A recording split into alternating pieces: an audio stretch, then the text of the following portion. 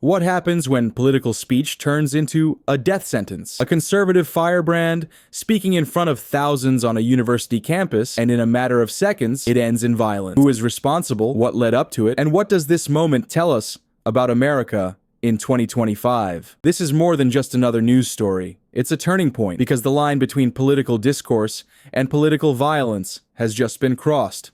And we have to ask, where do we go from here? On September 10th, 2025, Charlie Kirk, the conservative activist and co-founder of Turning Point USA, was shot while speaking at a public event at Utah Valley University. The present-day political landscape was already highly polarized, voices increasingly harsh, social media inflamed, and ideologies hardened. But an assassination that shook the foundation. Charlie Kirk, aged 31, was well known in conservative circles. A media personality, strong Trump ally, and mobilizer of youth politics via Turning Point USA. He was on a campus tour, part speech, part awakening among young conservatives. Thousands had gathered. The event was live, public, and on a college campus that typically symbolizes debate, free speech, and academic exchange. He was shot in the neck, taken to the hospital, and died shortly afterward. Tyler Robinson, 22 years old, from southern Utah in a suburban area outside St. George. His parents own a business. His background shows academic achievement, high school honors, very good standardized test scores. He briefly attended Utah State University. Now he's enrolled in an electrical apprenticeship at Dixie Technical College, not previously known for criminal behavior. According to family and records, not affiliated with a political party. He didn't vote in the recent general elections, but family said in recent times he had become more political, expressed dislike of Charlie Kirk.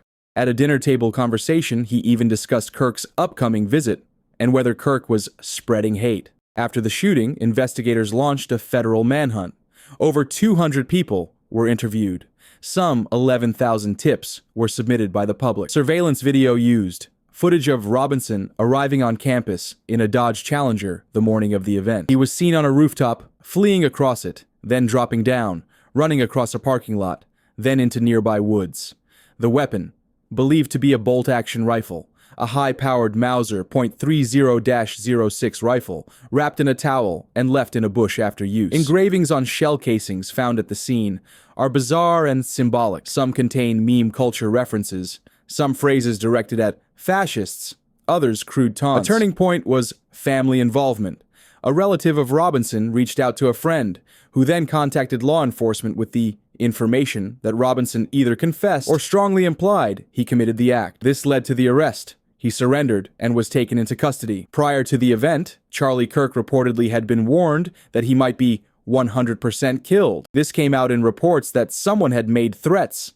There were warnings. The question arises, were any protective measures in place? Were the warnings taken seriously? This wasn't a random act in a vacuum. It had a buildup. Erica Kirk, Charlie's widow, has spoken out, making public statements promising that Charlie Kirk's mission will continue. Turning Point USA will go on. This is more than just mourning. It's a declaration that the movement he built will not die. The public reaction is sharp. Politicians, local and national, have called this a watershed moment. Many warn that this could be a point of no return if political violence becomes normalized. Across the country, discussions about free speech, the limits of hate speech, the role of rhetoric in shaping action. Some conservative leaders are blaming years of hostility toward their side.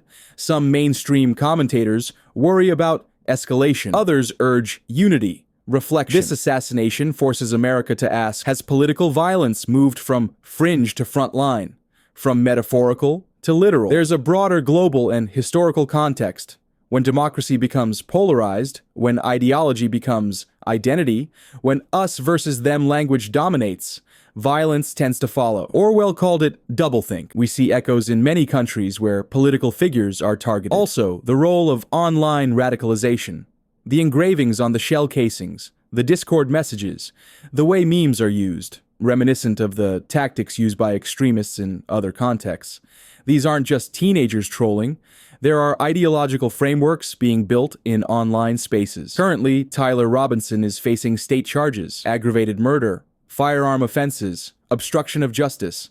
Federal charges are being considered.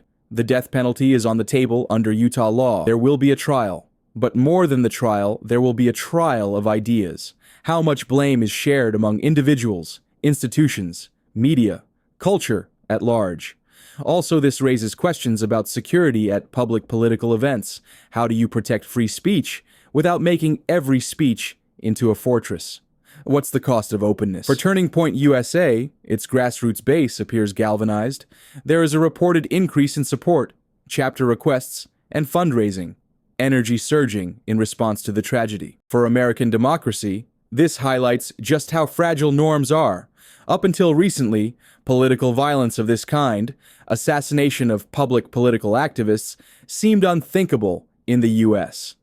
Now it's a real threat for society. If words lead to bullets, then the responsibility is shared. Media, social platforms, and individuals all play a role in shaping how we speak about each other, especially across ideological divides. We are at a crossroads, not just because a man died, but because what happened that day could mark a precedential shift. So here are the questions I leave you with. How do we rebuild trust in public discourse when violence threatens those who speak? Where do we draw the line between protected speech and dangerous speech? Who draws it? And lastly, what kind of America do we want? One where disagreement is debated, or one where it's punished? If you found this video helpful, give it thumbs up, share it, subscribe for more, because these moments are going to define the decades to come.